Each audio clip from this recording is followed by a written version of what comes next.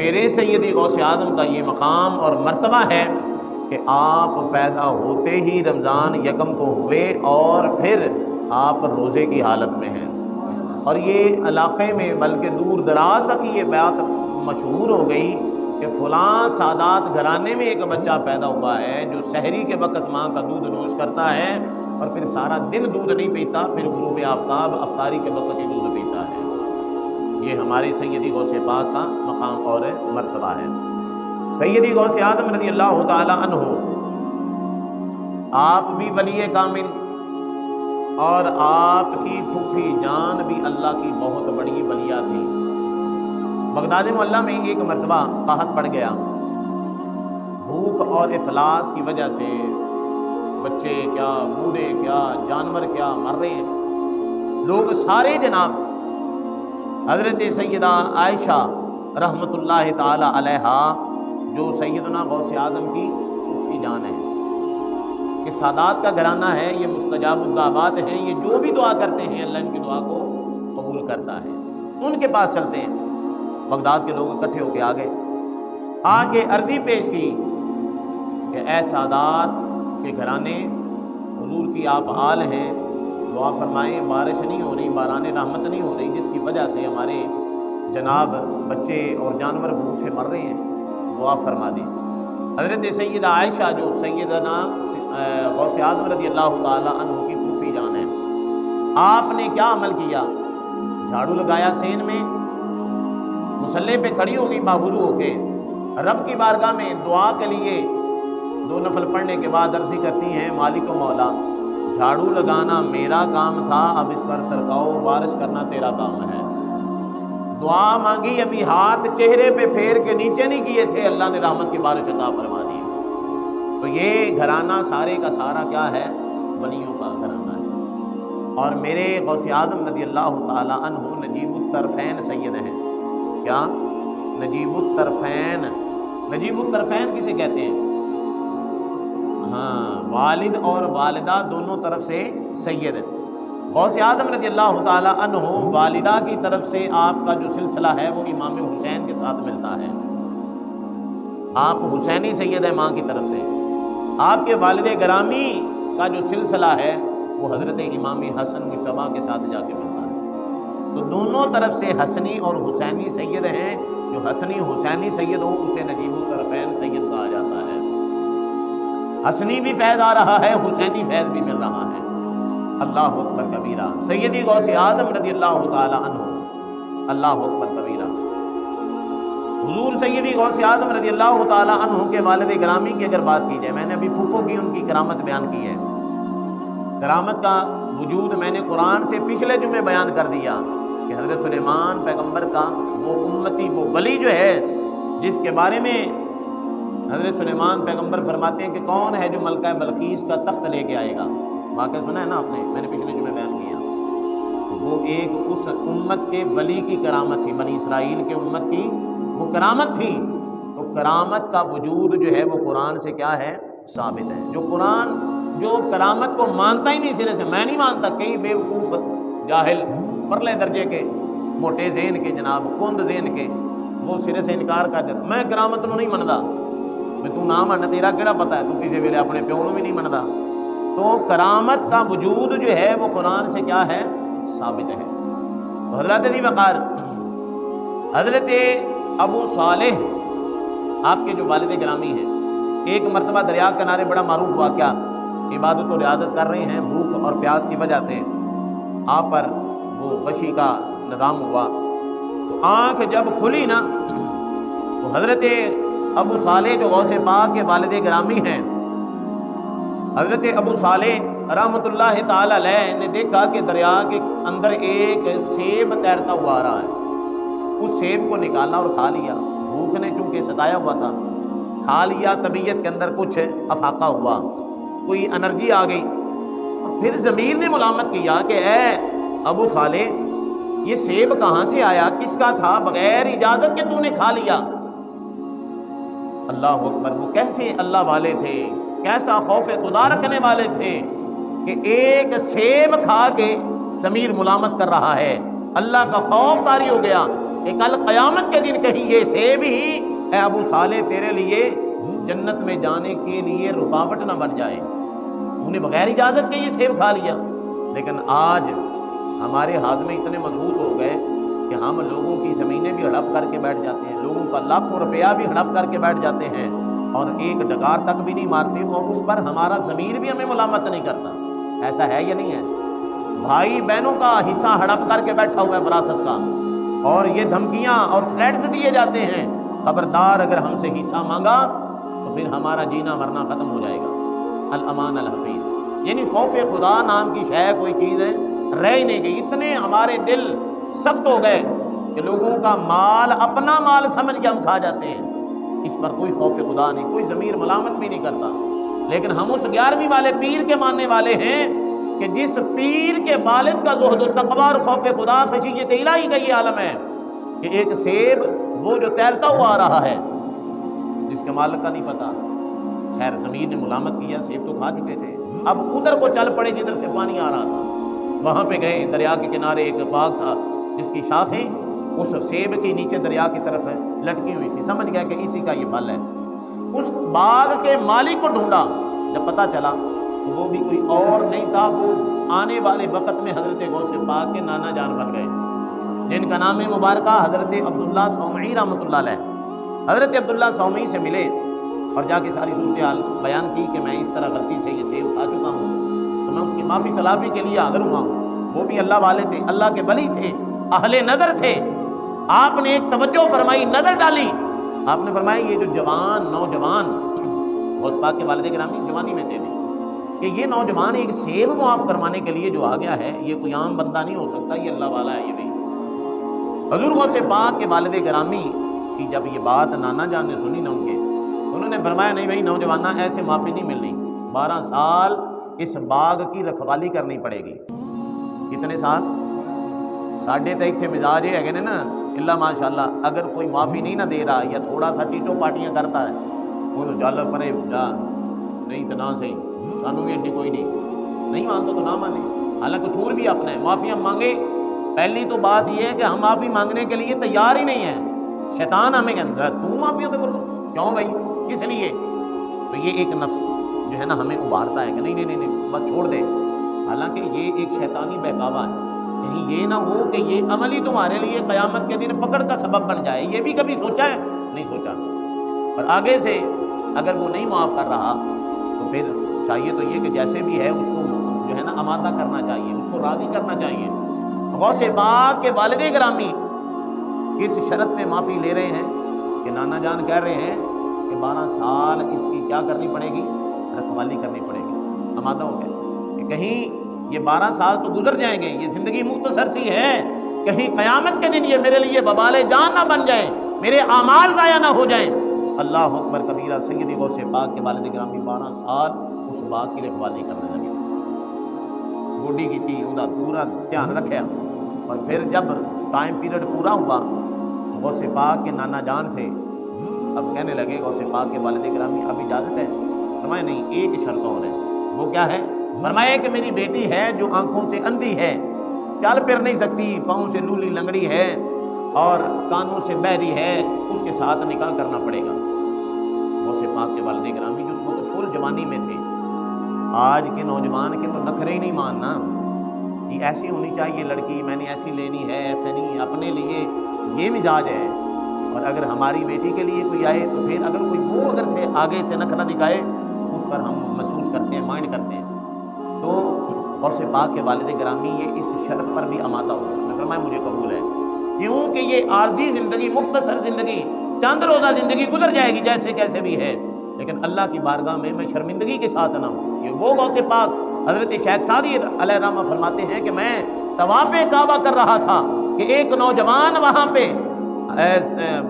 پہ بیت اللہ کے غلاف کو پکڑ کے رو رہا ہے، اور اتنا زور زور سے رو رہا ہے کہ مالک و مولا مجھے معاف کر دے، میرے اگر عمل تیری بارگاہ میں قبول نہیں تو کل قیامت کے دن مجھے رسول اللہ کے سامنے اندھا کھڑا کرنا، میں یہ ذلت و رسوائی نہیں برداشت کر سکوں گا، مالک و مولا کل قیامت کے دن تیرے محبوب کا سامنا نہیں کر پاؤں گا، کل کی ذلت و رسوائی سے بچا لینا، میں بڑا گناہگار ہوں۔ اچھا اس کی یہ آہو بکا سن کے نا شیخ سعدی فرماتے ہیں کہ جتنے بھی لوگ طواف کعبہ کر رہے تھے نا سارے رو رہے ہیں کہ یہ کون سا ایسا گناہ کر کے آ گیا، کون سا ایسا اس نے جرم کیا کہ اتنا رو رہا ہے، اور اس کا رونا جو ہے سن کے دوسرے لوگ بھی جو ہے رو رہے ہیں۔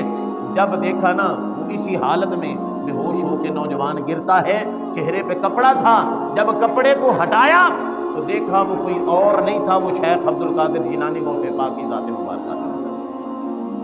یہ خوف خدا ہے ان لوگوں کا جن کی شب و روز اللہ کی عبادت و ریاضت میں گزرتی ہے، ان کا سراپا کیا ہے؟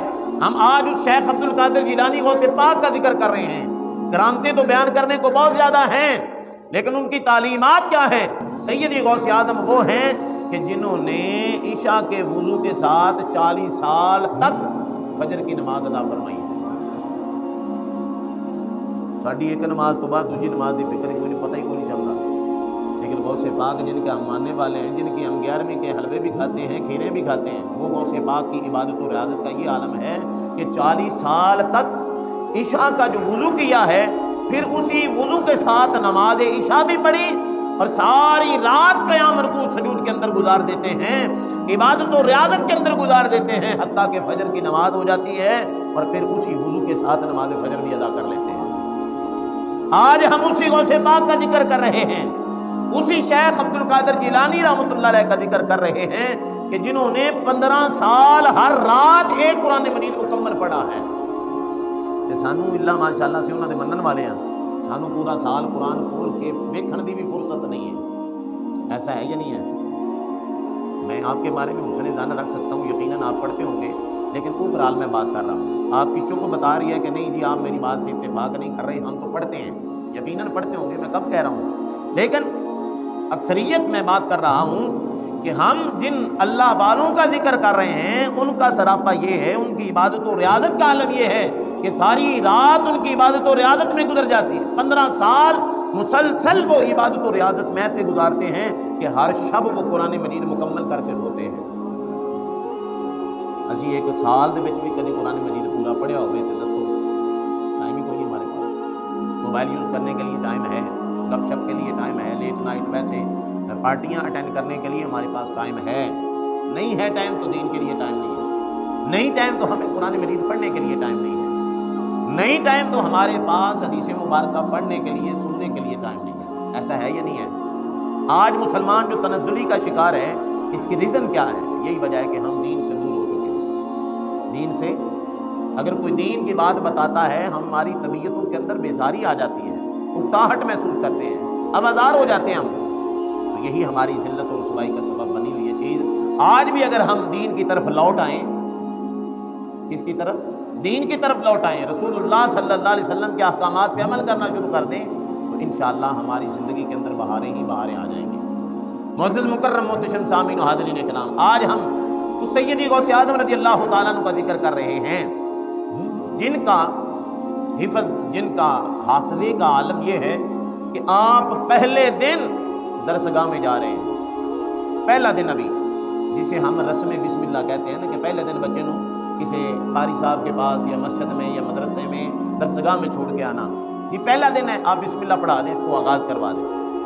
حضور سیدی غوث اعظم کی ننھی سی عمر ہے، بچپنا ہے، سیدی غوث اعظم پہلے دن ابھی ادارے میں آ رہے ہیں، مدرسے میں آ رہے ہیں، بسم اللہ سے آغاز استاد محترم کروا رہے ہیں۔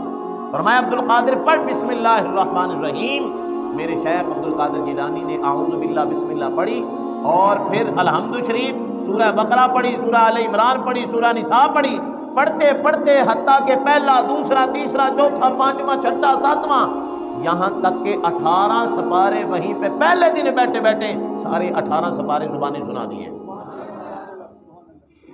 استاد رہانے بھی پتر پہلے کتنے پڑھتا رہے ہیں، عرض کی تو حضور کتنے بھی نہیں، پھر فرمایا بھی 18 سپارے کی تم زبانی یاد، عرض کی تھی حضور والا یہ وہ 18 سپارے ہیں جو میں نے اپنی ماں کے پیٹ میں یاد کیے ہیں۔ کہاں پہ یاد کیے ہیں؟ ماں کے پیٹ میں۔ اچھا وہ کیسے؟ فرمانے لگے کہ میری ماں ان 18 پاروں کی حافظہ تھی، روزانہ ڈیلی بیسس پہ وہ قرآن مجید کی ان پاروں کی ہی تلاوت کیا کرتی تھی، وہ ماں میری تلاوت باہر کیا کرتی تھی، میں پیٹ کے اندر سن سن کے میں نے 18 سپارے وہیں پہ یاد کر لیے ہیں۔ یہ ہے شیخ عبد القادر جیلانی کا حافظہ۔ اور پھر ایک وقت میں آپ دیکھیں تو آپ سب سے بڑے مفتی نظر آتے ہیں۔ ایک وقت میں دیکھا جائے تو غوث اعظم جیسا فقیہ کوئی نہیں ہے۔ ایک لمحے میں دیکھا جائے اگر قرآن کا علم ہے تو غوث پاک کا ثانی کوئی نہیں۔ تفسیر کے علم کی بات کی جائے تو یہاں پہ ضمناً ایک میرے ذہن میں آ گیا، علامہ حافظ ابن جوزی رحمۃ اللہ علیہ، بہت بڑا نام ہے، بہت بڑا محدث ہے اس وقت کا، جس کے لاکھوں کی تعداد میں شاگرد ہیں، اور بڑا متکبر المزاج بندہ تھا، جنہوں کہتے ہیں بڑا نک چڑھیا بندہ، بڑا متکبر بندہ، یعنی ان بابوں کو، اللہ والوں کو وہ ماننے کے لیے تیار ہی نہیں تھا۔ آج بھی ایک میسج اور ایک سوچ دی گئی کہ بابے شاہی کوئی نہیں، آج وہ بابوں کی نافرمانی کر کر کے ان اولیاء اللہ پر بھونک بھونک کے جیل کی سلاخوں کے پیچھے اپنی سزا دنیا میں بھگت رہا ہے، اور یہ قبر و آخرت کی سزا الگ ہے۔ حدیث قدسی ہے، من عاد علی ولیا فقد آذنتہ بالحرب، فرمایا جو میرے ولیوں کا بغض رکھتا ہے، اللہ فرماتا ہے میرا اس کے ساتھ اعلان جنگ ہے، میرا اس کے ساتھ کیا ہے؟ اعلان جنگ ہے۔ علامہ حافظ ابن جوزی رحمۃ اللہ علیہ بڑا متکبر مزاج، پتہ چلا نا کہ یہاں پہ غوث ایک آیا ہے، غوث بنا ہے، لوگ اس کے پاس بڑے آ رہے ہیں، فرمایا مینوں بھی لے چلو ذرا دیکھو، میں بھی ویکھاں بھی وہ علم بھی رکھدا ہے یا ایم ہی جناب، جیسے آج کل شوب دے بعد کئی رنگ باز بیٹھے ہوئے نا۔ تو علامہ ابن جوزی جب آیا نا غوث پاک کے پاس، بڑا جبہ شبہ پا کے بڑے اپنی پونٹاں دے وچ آیا۔ علامہ ابن جوزی جب آ کے بیٹھا مجلس میں تو میرے غوث پاک وہ نگاہ ولایت کے ساتھ آپ نے بھانپ لیا، جان لیا، کیونکہ حدیث مبارکہ ہے، رسول اللہ صلی اللہ علیہ وسلم نے فرمایا اللہ کے ولی کی بارگاہ میں جب بیٹھو اپنے دلوں کو اپنے کنٹرول میں رکھ کے بیٹھو، کیونکہ اللہ نے ان کو وہ نور والی وہ نظر عطا فرمائی ہے جو تمہارے دلوں پر بھی نظر رکھتے ہیں، تمہارے دلوں کے احوال سے بھی وہ کیا ہوتے ہیں؟ باخبر ہوتے ہیں، واقف ہوتے ہیں۔ حضور سیدی غوث پاک نے ایک آیت مبارکہ پڑھی۔ اب علامہ ابن جوزی جو آیا تھا نا اپنے ساتھ کوئی شاگردوں کو، اور ان میں ایک عقیدت مند غوث پاک کا بھی تھا جو لے کے آیا تھا، آ ذرا میرے پیر کے پاس بھی آنا، بیٹھ تو صحیح ذرا ان کی بات تو سن۔ غوث پاک کی مجلس میں بیٹھا، غوث پاک نے ایک آیت مبارکہ پڑھی، اس کی ایک تفسیر بیان کی، پھر دوسری بیان کی، پھر تیسری بیان کی، چوتھی، پانچویں، چھٹی، 11 تفسیروں تک وہ علامہ ابن جوزی کے ساتھ جو تھے نا، وہ ایک دوسرے کو آنکھوں میں پوچھتے ہیں بھی بتا یہ جو تفسیر غوث پاک بیان کر رہے ہیں علامہ ابن جوزی بتا تجھے یہ آتی ہے؟ 11 تک تو انہوں نے سر ایداں ہلایا اس طرح، یعنی کہ مجھے آتی ہیں یہ تفسیریں 11 آتی ہیں۔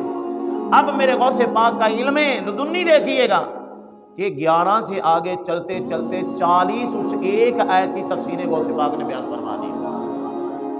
11 تو اگے ویسے آواز سباق تھا، علامہ ابن جوزی ویسے ہی توتے اڑ گئے، بھیا کیا بندہ ہے کہ جس نے ایک آیت پر 11 الگ اور 40 الگ سے تفسیریں بیان کر دی، ٹوٹل 51 جو ہیں وہ تفاسیر بیان کر دی۔ اور پھر بات یہاں پہ ختم نہیں ہوئی، جب اتنی تفسیریں بیان کر دی نا تو شیخ عبد القادر جیلانی رضی اللہ تعالیٰ عنہ کی مجلس کا یہ سلسلہ ہوتا تھا کہ جب درس قرآن و حدیث کا سلسلہ اس کو وائنڈ اپ کرتے نا تو پھر فرماتے تھے کہ لو بیلیو اب ہم نے یہ قال پڑھا، اب قال کو ختم کر کے اب ہم حال کی طرف چلتے ہیں۔ پھر آپ روحانی وہ تصرفات وہ توجہ فرماتے تھے، لوگوں کے دلوں پر ان کے معاملات کو درست کیا کرتے تھے۔ سیدی غوث پاک نے جب یہ فرمایا نا کہ اب ہم قال سے حال کی طرف جا رہے ہیں، علامہ ابن جوزی سر پکڑ کے بیٹھ گیا بھی یار یہ کیا بلا ہے، یہ کیا کرے گا؟ اسی وقت وہ چیخ اٹھا، اپنا جبہ پھاڑ لیتا ہے جب آپ نے توجہ فرمائی، اور کہتا ہے واقعی عبد القادر جیلانی جو میں سوچ کے آیا تھا وہ تو نہیں ہے، وہ واقعی اللہ کا ولی کامل ہے، اللہ نے علم لدنی عطا فرمایا ہے۔ وہ شیخ عبد القادر جیلانی غوث سمدانی رضی اللہ تعالی عنہ جن کا یہ فرمان ہے، آپ فرمایا کرتے تھے کہ قدمی علی رقبت هذه كل ولی اللہ، شجرہ قادریہ کو پڑھ کے دیکھیں، غوث اعظم رضی اللہ تعالیٰ عنہ فرماتے ہیں کہ اللہ نے مجھے یہ شان عطا فرمائی ہے کہ روئے زمین پہ جہاں کہیں بھی کوئی ولی ہے، ہر ولی کی گردن پہ میں عبد القادر کا قدم ہے، اس پر ہر ولی کی، اور ولی ایویں نہیں بنتا، ولی وہ بنتا ہے جس کی ولایت پر میرے غوث اعظم مہر لگا دیتے ہیں، اللہ اسے ولایت عطا فرما دیتا ہے۔ اور غوث پاک فرماتے ہیں جہاں کہیں بھی کوئی ولی ہے میں عبد القادر کا قدم اس کی گردن پہ ہے۔ بغداد معلیٰ کہاں پہ؟ ہندوستان اجمیر کہاں پہ؟ وہاں پہ خواجہ معین الدین چشتی اجمیری سنجری رحمۃ اللہ تعالی علیہ، خواجہ خواجگاں، آپ عبادت و ریاضت اللہ اللہ میں مشغول ہے، پہاڑوں میں بیٹھے ہوئے، آپ کے کانوں میں بھی وہ اللہ کے ولی غوث پاک کی آواز کو سنائی دیا۔ جب آپ نے سنا تو سر کو بالکل نیچے جھکا لیا اور عرض کی، یا شیخ عبد القادر جیلانی، آپ کا خدمِ مبارکہ میری گردن پہ نہیں، میری سر آنکھوں پہ موجود ہے۔ تو جب اللہ کا ولی جو اللہ کے تقرب میں پہنچ جاتا ہے نا، تو پھر یہ آپ میں سے کئی سائنس دے جڑے اسٹوڈنٹ جڑے نا پجاری، وہ کہیں گے نہیں یہ کیسے ہو سکتا ہے، یہ کیسے سن لیا، یہ بات سمجھ میں نہیں آتی، یہ بات عقل میں نہیں آتی۔ دیکھیں، ایک طرف آپ کہتے ہیں کہ ان اللہ علی کل شیء قدیر، اللہ پاک کی ذات ہے، اللہ چاہے تو وہ بات اپنے بندے کی دوسری جگہ تک بھی پہنچانے پر قدرت رکھتا ہے۔ آپ قرآن کا مطالعہ کیجئے گا، جب حضرت ابراہیم علیہ السلام نے کعبۃ اللہ کو بنا لیا، کعبہ تعمیر ہو گیا، حضرت اسماعیل بھی ساتھ ہیں، اب اللہ تبارک و تعالیٰ نے ارشاد فرمایا اب لوگوں کو میرے گھر کی طرف بلاؤ۔ ابراہیم علیہ السلام عرض کرتے ہیں باری تعالیٰ میں بڑھاپے کو پہنچ گیا، میری آواز تو قریب والا بندہ نہیں سنتا، تو کہتا ہے مخلوق خدا انسانوں کو جو کہاں کہاں پہ بیٹھتے ہیں ان کو بلاؤ، میں کیسے آواز دوں؟ حضرت ابراہیم علیہ السلام سے اللہ پاک نے فرمایا ابراہیم آواز دینا تیرا کام ہے، ساری انسانیت تک آواز کو پہنچانا میرا کام ہے۔ قرآن ہے، قرآن مجید کی تفسیر سے میں بات کر رہا ہوں۔ حدیث مبارکہ پہ کسی کو اعتراض ہو سکتا ہے، اے ضعیف ہے، اے فلانی ہے، ٹمکانی، یہ بھی آج کل بڑے دورے پہ نا کئیاں نوں۔ تو حضرت دی وقار حضرت ابراہیم علیہ السلام نے پھر ندا دی، وہ پتھر پہ کھڑے ہو کے آپ نے لوگوں کو بلایا حج کی طرف، اپنے رب کے گھر کی طرف بلایا، اور پھر تفاسیر کے اندر آتا ہے کہ ابراہیم علیہ السلام کی اس آواز کو اللہ نے کہاں کہاں تک سنایا، فرمایا جو روئے زمین پہ جتنے انسان موجود تھے ہر ایک کے کانوں میں ابراہیم علیہ السلام کی آواز کو پہنچا دیا گیا۔ نہ صرف ان تک، ابھی جو لوگ دنیا میں نہیں آئے تھے، ماں کے پیٹوں میں تھے، اللہ نے ان کے کانوں تک بھی ابراہیم کی آواز کو پہنچایا۔ تفسیر میں آتا ہے، بلکہ تفاسیر میں آتا ہے کہ ابھی جو باپ کے اپنے باپوں کی پشتوں میں تھے، وہاں سے منتقل ہو کے ماں کے پیٹوں میں بندہ آتا ہے، وہاں سے پھر اس جہان میں آتا ہے، فرمایا ابھی جو باپ کی پشتوں میں تھے اللہ تبارک و تعالیٰ نے ابراہیم علیہ السلام کی آواز کو ان تک بھی پہنچا دیا، اور پھر فرمایا جس جس نے سنا، اور پھر جس جس نے جتنی مرتبہ ابراہیم علیہ السلام کی آواز پہ لبیک کہا، وہ اتنی مرتبہ اللہ کے گھر کی زیارت کے لیے حاضر ہوگا۔ وہ قادر مطلق میرا رب اگر ابراہیم علیہ السلام کی آواز کو جو دنیا میں موجود ہیں صرف ان تک نہیں، جو ماؤں کے پیٹوں میں ہیں ان تک نہیں، جو ابھی باپوں کی پشتوں میں ہیں صرف ان تک نہیں، جو ابھی عالم ارواح میں ہیں دنیا میں کب آئیں گے، ان تک بھی اللہ نے اپنے پیارے پیغمبر کی آواز کو پہنچا دیا۔ جس نے ایک مرتبہ کہا وہ ایک مرتبہ حرمین طیبین کے اندر جائے گا، اور جس نے 5 مرتبہ کہا، 10 مرتبہ کہا، جتنی مرتبہ لبیک کہا وہ اتنی مرتبہ حرمین طیبین کی زیارت کے لیے حاضر ہوگا۔ مبارک بات کہ وہ مستحق ہیں لوگ جو حرمین طیبین کی زیارت کے لیے جاتے ہیں، کبھی عمرے کے لیے جا رہے ہیں، کبھی حج کے لیے جا رہے ہیں، یہ وہ خوش نصیب ہیں جنہوں نے عالم ارواح کے اندر جناب ابراہیم علیہ السلام کی آواز پہ لبیک کہا تھا۔ جتنی مرتبہ لبیک کہا وہ اتنی مرتبہ زیارت کے لیے حاضر ہوں گے۔ بغداد معلیٰ کے اندر حضور غوث پاک کی بات ہو رہی ہے، آپ کے علم کی بات ہو رہی ہے۔ آپ فرماتے ہیں درست العلم حتی صرت کتبا، آپ سے پوچھا گیا کہ آپ کتب کیسے بنی، آپ کو کیسے پتا چلا؟ فرماتے ہیں کہ میں نے اتنا علم پڑھا حتیٰ کہ علم پڑھتے پڑھتے اللہ نے مقام قطبیت پر مجھے فیض فرما دیا۔ پتا چلا کہ علم کے بغیر ولایت ملتی ہے، علم تو بغیر، حضرت سلطان العارفین نے بھی ترجمہ کیا نا، بنا علموں جو کرے فقیری کافر مرے دیوانہ ہو۔ جو علم کے بغیر فقیری کرتا ہے وہ کافر ہو کے مر جاتا ہے، وہ اپنے ایمان کا جنازہ نکال دیتا ہے، اس کا ولایت کے ساتھ کوئی تعلق۔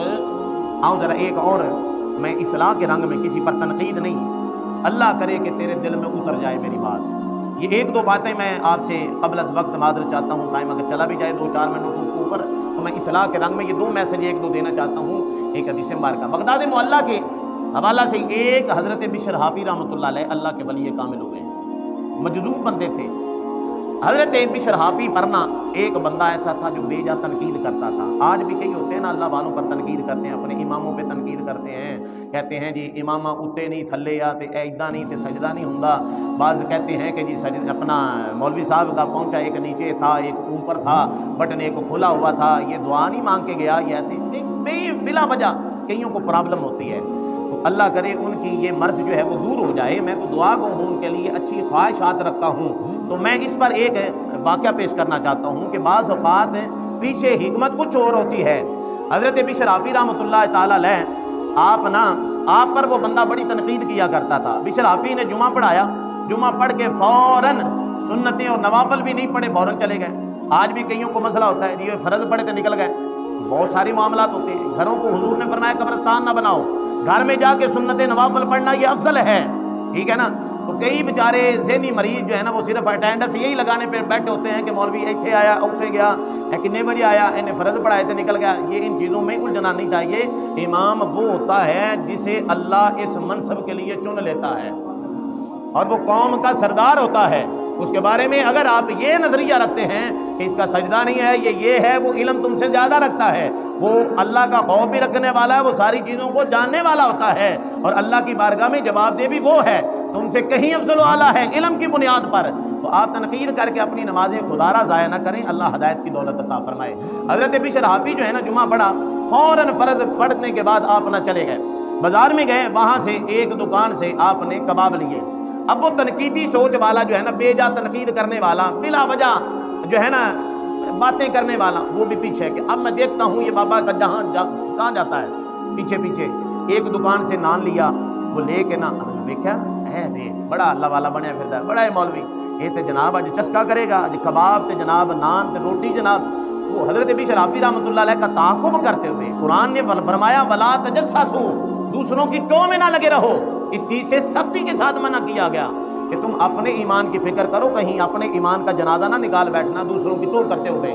حضرت بشر حافی رحمۃ اللہ علیہ وہاں سے وہ روٹی لی, اوپر کباب رکھا, لے کے آپ جنگل کی طرف چل پڑے. وہ جو جاسوسی کرنے والا, تعاقب کرنے والا تھا نا, وہ بھی پیچھے پیچھے ہو لیا. اچھا جنگل میں بلے بلے اج تے بابا جڑا ہے نا یہ صوفی بنیا پھردا ہے, تے جنگل میں سبزے پہ بیٹھ کے یہ کھانا کھائے گا, کتنا دل پچھوری ہے اس کا.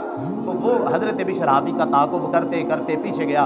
حضرت بشر حافی وہاں پہ گئے, ایک دیکھا کہ خستہ حالت مکان ہے, باہر سے کنڈا لگا ہوا ہے, جا کے کھولا اور ایک ایسا بزرگ, ایک ایسا بابا جو ضعیف العمر, عمر کی آخری سٹیج پہ پہنچا, جو نہ چل سکتا ہے نہ پھر سکتا ہے اور معذور ہے, بالکل اپاہج بندہ ہے.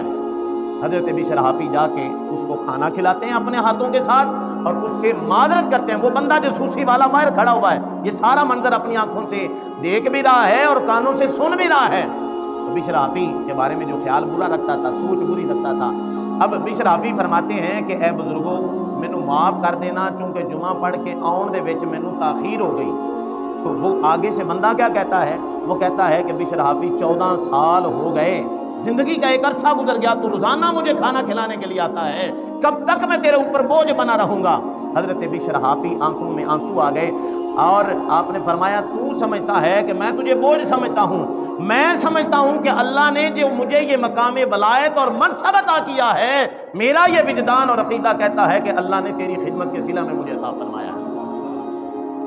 تو مخلوق خدا کے بارے میں اچھا سوچ, پازیٹیو سوچ رکھنا, اس سے بھی اللہ کے بندوں کے درجات کیا ہوتے ہیں, بلند ہوتے ہیں. نیگیٹیوٹی, غلط سوچ رکھنا, دوسروں کے بارے میں ہمیشہ غلط سوچتے رہنا, یہ انسان کے اعمال کو کیا کرتے ہیں, ضائع کرتے ہیں. حضرت انس بن مالک رضی اللہ تعالیٰ عنہ, حضرت عبداللہ بن عمر, یہ آخری حدیث مبارکہ میری گفتگو ختم, اور یہ بھی سن لیں اصلاح کے رنگ میں بات کر رہا ہوں. یہ دونوں شخصیات بیٹھی ہوئی ہیں, اور بھی صحابہ موجود ہیں. آپ روایت کرتے ہیں کہ رسول اللہ صلی اللہ علیہ وسلم کی مجلس میں ہم بیٹھے ہوئے کہ دروازے پہ کوئی اندر کوئی بندہ داخل ابھی نہیں ہوا, داخل ہونے والا تھا. اللہ کے محبوب علیہ السلام نے فرمایا ابھی جو بندہ, غیب دان نبی نے بتایا, ابھی جو دروازے سے اندر بندہ داخل ہو رہا ہے, فرمایا کل قیامت کے دن اللہ اسے بغیر حساب و کتاب جنت عطا فرمائے گا. لوگ کہتے ہیں نبی دے کچھ نہیں سکتا, نبی نے تو دنیا میں رہتے ہوئے کئی غلاموں کو جنت عطا فرمائی ہے. اچھا صحابہ یہ دونوں جو راوی ہیں فرماتے ہیں ہم نے دیکھا وہ ایک غلام صحابی تھے, آئے بظاہر ماڑا ہے بندہ, لیکن حضور اس کے بارے میں فرما رہے ہیں کہ یہ بغیر حساب و کتاب جنت میں جائے گا. اچھا اس کے اعمال کو دیکھنا، اب اس کی ٹو لگانا شروع کر دی کہ یہ کیسی نماز پڑھتا ہے، یہ کیا تہجد گزاری ہے، اس کا کیا کیا اعمال ہیں جس وجہ سے اللہ کے محبوب اس کے بارے میں فرما رہے ہیں بغیر حساب و کتاب جنت میں جائے گا۔ اچھا ایک دن گزر گیا، دوسرا دن بعینی ہی اسی وقت وہ غلام صحابی پھر دروازے میں داخل ہونے لگے۔ اللہ کے حبیب نے پہلے ہمیں بشارت عطا فرما دی، یہ جو بندہ آ رہا ہے کل قیامت کے دن اللہ بغیر حساب و کتاب سے جنت عطا فرمائے گا۔ 2 دن ہو گئے، تیسرا دن پھر حضرت انس فرماتے ہیں اسی ٹائم پہ پورا وہی ٹائم ہوا کہ وہ شخص، وہ صحابی اندر داخل ہونے لگے۔ سرکار نے فرمایا یہ جو میرا غلام آ رہا ہے کل قیامت کے دن اللہ بغیر حساب و کتاب سے جنت عطا فرمائے گا۔ حضرت انس فرماتے ہیں کہ ہمارے دل میں نا اشتیاق پیدا ہوا، ایک محبت اس کے بارے میں، ہم دیکھیں تو صحیح یہ کون سا ایسا عمل کرتا ہے جس بنیاد پہ اللہ نے اس کو یہ انعام عطا فرمایا، بغیر حساب و کتاب جنت میں جائے گا۔ اللہ اکبر کبیرہ۔ حضرت انس فرماتے ہیں ہم نے اسے کہا کہ یار مجھے کوئی 2 دن واسطے اپنا مہمان ہی بنا لیتا۔ انہوں نے کہا کہ عجیب بات ہے، تمہارا گھر تو ہمارے گھر کے قریب ہے، تو میرا مہمان بننا ہے؟ نہیں، بس میرا دل ہے کہ میں تیرا مہمان بنوں۔ انہوں نے خوشی کے ساتھ قبول کر لیا۔ حضرت انس فرماتے ہیں کہ میں نا 2 دن کے لیے اس کے گھر میں نا میں نے قیام کیا، اور رات کو جب رات ہوئی نا تو میرے ذہن میں یہ خیال تھا کہ یہ بندہ ساری رات اٹھ کے عبادت و ریاضت کرتا ہوگا، اللہ کی عبادت کرنے والا ہوگا، بڑے مجاہدے کرنے والا ہوگا، بڑی محنت مشقت کرنے والا ہوگا، کوئی ایسے اعمال اس کے ہیں جس کی وجہ سے اللہ کے محبوب نے جو اس کو جنت کی بشارت عطا فرمائی 3 دن۔ اب میں آپ فرماتے ہیں کہ دیکھتا ہوں کہ وہ عشاء کی نماز پڑھتا ہے، چپ کر کے بستر پہ سو جاتا ہے۔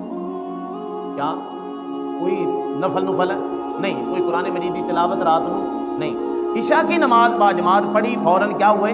سو گئے۔ فجر کی نماز کے لیے اٹھے، کوئی تہجد بھی نہیں۔ آپ فرماتے میں دیکھ رہا ہوں کہ تہجد کے لیے بھی بندہ نہیں اٹھ رہا، فجر کی نماز باجماعت پڑھ رہا۔ ایک دن بھی رات میں نے دیکھا کہ کوئی تہجد نہیں، کوئی نوافل نہیں، کوئی تلاوت قرآن مجید ایسا نہیں۔ دوسری رات جب پھر آئی نا تو پھر میں نے یہ منظر دیکھا۔ تو حضرت انس فرماتے ہیں کہ میں نے جب یہ منظر دیکھا نا تو مجھ سے رہا نہ گیا، میں نے اس سے سوال کیا کہ بتا تو صحیح یار، میری سمجھ میں یہ بات نہیں آئی کہ تو کون سا ایسا عمل کرتا ہے کہ اللہ کے محبوب نے تیرے بارے میں بشارت عطا فرمائی بغیر حساب و کتاب جنت میں جائے گا۔ تو تہجد بھی نہیں پڑھتا، میں نے دیکھا تجھے نہ کوئی قرآن مجید کی رات کو تلاوت کر رہا ہے، نہ کوئی تیرے کو لمبے قیام ہے، رکوع ہے، سجو ہے، کچھ بھی نہیں ہے، پھر تو یہ مرتبہ کیسے حاصل کیا تو نے؟ وہ صحابی رسول فرماتے ہیں کہ اے انس، اے میرے پیر بھائی سن، میرے پاس تو نے 2 دن گزارے ہیں، 2 دنوں میں بتا میں نے کسی کی غیبت کی ہے؟ کیا میں نے جملہ بولا؟ غیبت کنوں کہندے نے؟ کسی دے پیچھے کانڈ پیچھے گل کرنا، اس کو کیا کہتے ہیں؟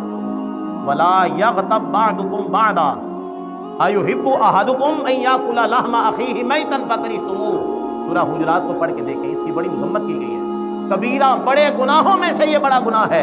وہ صحابی فرماتے ہیں بتا، قرآن کہتا ہے کہ ایک دوسرے کی غیبت نہ کرو، پیٹھ پیچھے کسی کی برائی بیان کرنا، اور غیبت کی ڈیفینیشن یہ ہے کہ کسی کے اندر کوئی عیب ہو، اس کی غیر موجودگی میں تیسرے بندے کے سامنے اس کی برائی کو بیان کرنا، اور وہی برائی اگر اس کے سامنے بیان کی جائے تو وہ اس پر ناراض ہو، خفا ہو، اس کو کیا کہتے ہیں؟ غیبت۔ اس کی مذمت اور اس سے نفرت دلانے کے لیے قرآن کہتا ہے یہ اتنی بری شے ہے، فرمایا ایحب احدکم، کیا تم میں سے کوئی ایک بندہ اس بات کو پسند کرے گا؟ ان یاکل لحم اخیہ میتا فکرہتموہ، کیا تم اپنے مردار بھائی کا، مرے ہوئے بھائی کا گوشت کھانا پسند کرتے ہو؟ عرض کیا گیا نہیں، کوئی بھی نہیں پسند کرتا۔ فرمایا جس طرح اس سے نفرت کرتے ہو، یہ غیبت اس سے بھی زیادہ نفرت کرنے والا عمل ہے۔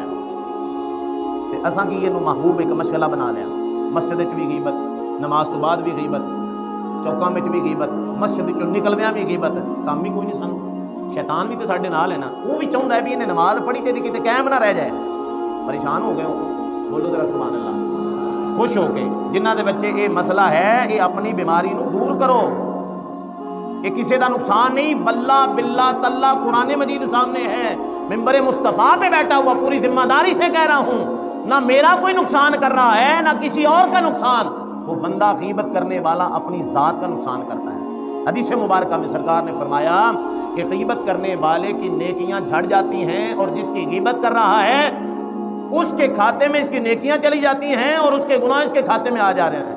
اب بتاؤ وہ گھاٹے والا سودا کر رہا ہے یا فائدے والا کر رہا ہے؟ بولے تسی سارے سیانے سمجھدار بیٹھے ہو، اسی بہنے کاروباری بندہ جتوں انہوں کو 5-10 روپیے کا فائدہ ہوتا ہے وہ بندہ انہوں ترجیح دینا ہے، لیکن نیکیوں کے معاملے میں اس طرح کیوں ہم اتنا گراوٹی کا شکار ہو چکے کہ بالکل ہم پستی کی طرف جا رہے ہیں، ہمیں فکر ہی نہیں ہے، ہم نے مرنا بھی ہے، کوئی خدا کا خوف ہی کوئی نہیں ہے ہمیں۔ غیبت پہ غیبت، نماز پڑھ کے غیبت، نماز سے پہلے غیبت، نماز کے بعد غیبت، پراپوگنڈے، محاذرائیاں، چغل خوریاں، یہ سب کچھ اعمال تمہارے ضائع ہو رہے ہیں، کسی کا نقصان نہیں کر رہے آپ۔ رازق بھی اللہ کی ذات ہے، تم نہیں رازق ہو جو مامے بن کے بیٹھ جاتے ہو، اللہ کی ذات رازق ہے، ٹھیک ہے نا؟ تو کسی کی غیبت جو ہے نا، آج سے یہ نیت کر لیں کہ ہم کسی کی غیبت کر کے اپنے اعمال کو ضائع بول چھڈو۔ بڑے پکے بیٹھے ہو کئی بندے بھی اندر نہیں ویسی گل کر دیتی کتے مڑ کے کتے کفارہ نہ پہ جائے۔ تو آج کے بعد ہم غیبت کسی کی نہیں کریں گے، اپنے علماء کی، اپنے مشائخ کی ہم کیا کریں گے؟ عزت کریں گے، رسپیکٹ کریں گے، اس میں آپ کا فائدہ ہے۔ نمازیں پڑھ کے خدا را ضائع مت کریں۔ مجھے ساری خبریں ملتی ہیں، جو کرتے ہیں نا یہ باتیں ساری میرے تک پہنچ جاتی ہیں، اور وہ وقت نہ ہے کہ ہم یہاں پہ کسی بندے کا نام لے کے اس کو ایکسپوز کریں۔ یہ بھی حضور کی سنت ہے، جو منافقت کرتا ہے حضور نے منافقوں کے نام لے کے ان کو ایکسپوز کیا ہے، ان کو مسجد سے نکالا گیا۔ تو خدا را اپنی نماز کی، اپنے ایمان کی فکر کرنی چاہیے۔ حضرت بشر حافی کا واقعہ میں نے بیان کیا، اور اس کے بعد یہ وہ حضرت انس والی حدیث مبارکہ بیان کی ہے، یہ میں نے کسی ذات پہ، کوئی فرد واحد پہ خاص نہیں، یہ بہت سارے معاملات میں ہمارے لوگ کافی الجھے ہوئے ہوتے ہیں، تو میں نے اگر کسی کی دل آزاری ہوئی تو میں اس کی معذرت کرتا ہوں۔ یہ اصلاح کے طور پہ میں نے بات کی تھی کہ ان چیزوں سے بچیں، آپ اپنا نقصان کر رہے ہیں، کسی کا نقصان کوئی نہیں کر رہا۔ اور جنت میں اگر جانا ہے تو ہم ٹکریں بھی مارتے رہیں، نمازیں بھی پڑھتے رہیں، تہجد بھی پڑھتے رہیں، دوسرے مسلمان کا دل میں بغض بھی رکھیں، حسد بھی رکھیں، کدورت بھی رکھیں، منافقت بھی رکھیں، پھر نمازوں کا کوئی فائدہ نہیں ہے۔ نماز تو ان برائیوں سے ہمیں بچاتی ہے۔ اللہ عمل کی توفیق عطا فرمائے، وما توفیقی الا باللہ۔